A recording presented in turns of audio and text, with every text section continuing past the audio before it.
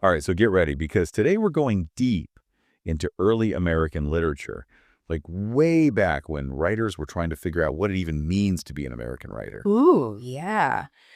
And would anyone across the pond, Yeah. in Europe, would they ever take American writers seriously? A very valid concern at the time. Yeah, exactly. And maybe the most important question at the time was, does this feathered quill make me look intellectual? Haha. I'm Hari, by the way, your guide to all this historical literature stuff, and this is Kimi. Always a pleasure to be here, Hari, unearthing these fascinating nuggets of literary history with you, but I'm not sure about the quill thing. Yeah. It's a bit much even for us. Noted. I'll stick to my highlighter for now, but maybe I'll bring back the quill for our next deep dive on philosophy. It sounds like a plan. Okay, so today we are going all the way back to the 1820s to a bunch of articles published in Blackwood's Edinburgh magazine, Wow. a series they called American Writers. Catchy. I know, right? Yeah. And you might be thinking articles from the 1820s that sound super boring. A little bit, yeah. But trust me, this is where things get really interesting. So American Writers is considered like the first real history of American literature, which is pretty crazy when you think about how young America was back then. All right. It's also like the first major piece of American literary criticism. Yeah. So someone was actually trying to figure out what made American writing unique. Or maybe not so unique as we're about to find out, right? Exactly. And that's what makes this deep dive so interesting. For sure, this was a huge moment in American literary history because writers were trying to figure out, their place in the world and what it meant to have a distinctly American voice. It's like finding your own style. Exactly. And the heart of all of this was this guy, John Neal. John Neal. Yeah, he was pretty bold, even abrasive, some might say. Yeah, I've heard that. Strong opinions, for sure. Oh, yeah. So John Neal was an American writer, but he was living in London, and he had these big dreams for American literature. Mm-hmm. He really wanted to be like America's biggest literary star. Bigger than like Washington Irving. Oh, yeah. Even bigger than Irving and James Fenimore Cooper. He thought to be really great. American writers needed to like break free from British tradition and do their own thing. Like forge their own path. Exactly. And he also wanted to prove that Americans could write just as well as the British. He wanted to end that British disdain for American writing. It's like he had this chip on his shoulder. Totally. And what better place to do all that than Blackwood's Edinburgh magazine? Oh, yeah. Blackwood's was the place to be if you were a writer back then. Right. It was like the most important literary journal in Britain in the 1820s. Super influential. Yeah. And it was known for being witty and like controversial. They weren't afraid to stir things up. Kind of like the Twitter of the literary world. Yeah, exactly. But with fewer emojis and way more elegant prose. For sure. And Neal's writing style fit right in. Oh, yeah. He had this sharp cutting style that people loved. It's actually kind of funny because while Neal was like fighting for American writers, Yeah. he was doing it under a fake name, like a pseudonym. Yeah. He called himself Carter Holmes and used the initials XYZ for the American Writers series. Huh. Why all the secrecy? Well, he was trying to hide that he was American. So he was like an American writer writing about American writers in a British magazine, but pretending not to be American. Exactly. Maybe he thought it would give him more credibility or something. That's so interesting. It's like he wanted to be recognized, but he also knew he had to play the game to get in with the right people. Yeah, it's like trying to sneak into a fancy party in disguise. Yeah, hoping nobody notices you're not on the guest list. But secretly wanting to be the life of the party. I love that analogy. And the funny thing is, even with the fake name, people figured out it was him. Really? Yeah, both in Britain and America. I guess his writing was just too distinctive. His true self just burst out. I like that his true literary self. Yeah. So what was he actually saying in these articles about American literature? Well, basically, he was saying that American literature hadn't really found its own voice yet. It was still too much like British writing. Oh, so he thought American writers were just copying the British? Yeah. Basically, he thought they were trying too hard to be like British writers, and their work wasn't authentic. Like it was missing that special something. Exactly, that spark of originality. No, he was afraid to say it. Oh, no, he was known for being brutally honest in his critiques. He didn't sugarcoat anything. Nope. He thought tough criticism was important for American literature to grow. So he was kind of like a literary drill sergeant? Haha, in a way. Yeah, he wanted to push American writers to be better. And remember, he was doing all this from memory. Oh, yeah, no Google back then. It's insane to think about the amount of information he had in his head. I know, right? He was writing about over 120 different writers. Wow. from novelists and poets to historians and even scientists. It's like he was a one-man literary encyclopedia. And he was doing all this while trying to make a living as a writer. So he was like a literary whirlwind. Yeah, leaving a trail of brilliant insights and also some factual errors. Oh, well, nobody's perfect, right? But it's his critiques of some of the big names that are really interesting, Oh, yeah, for sure. especially Cooper and Irving.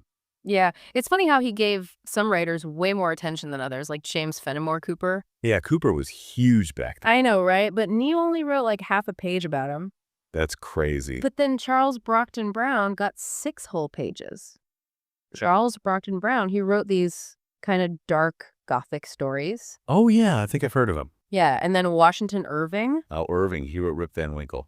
that's the one he got like 10 pages from Neal. Wow, and maybe Neal is just a big fan of spooky stories. Haha, maybe. But the most interesting part is that Neal wrote like 8 pages about himself. What, really? Yeah, he basically analyzed his own work. That's pretty bold. Yeah, some might say egotistical. Well, he was definitely confident. For sure. But it also shows he was willing to critique himself the same way he critiqued others. That's a good point. And speaking of critiques, his thoughts on Cooper and Irving were pretty interesting. Yeah, he pointed out some things that people would talk about for years to come. Like what? Well, he criticized Cooper's female characters. Oh, yeah? And you know who else said the same thing years later? Oh. Mark Twain. No way. Yeah, Twain had some of the same criticisms of Cooper's writing. Wow, so Neal was kind of ahead of his time. In a way, yeah. But even though the British liked Neal's writing. They loved his sharp critiques. Yeah, they did. But back in America, people were not happy. I can imagine. Like, imagine being an American writer and you read this British magazine. And some American guys just trashing you.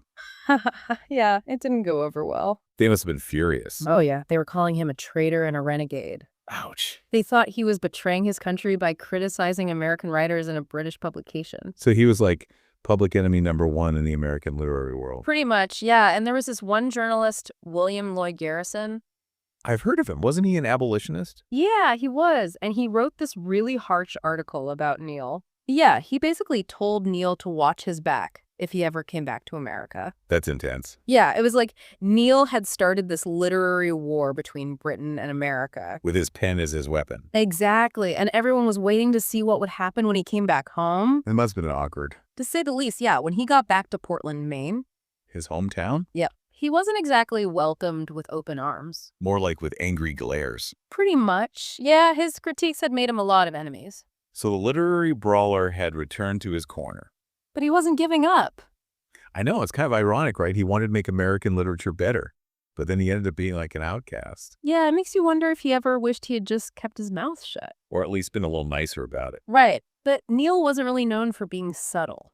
Yeah, he definitely wasn't afraid of a little controversy. He was a fighter, you know, he really believed in what he was saying and he wasn't going to back down even if it made him unpopular. I can respect that. And you know what? Despite all the drama, his writing actually had a big impact on American literature. Really? Yeah, his ideas influenced a lot of writers who came after him. Like who? Well, for example, Edgar Allan Poe. Oh, Poe. Yeah, he was pretty dark and mysterious. Exactly, and that's kind of what Neal was pushing for. He wanted American writers to be more original and experimental. And less like the British.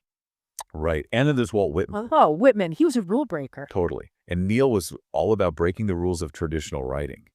He thought American writers should focus on the American experience. It's like he planted these seeds of literary rebellion. Yeah, and those seeds grew into some of the most important works in American literature.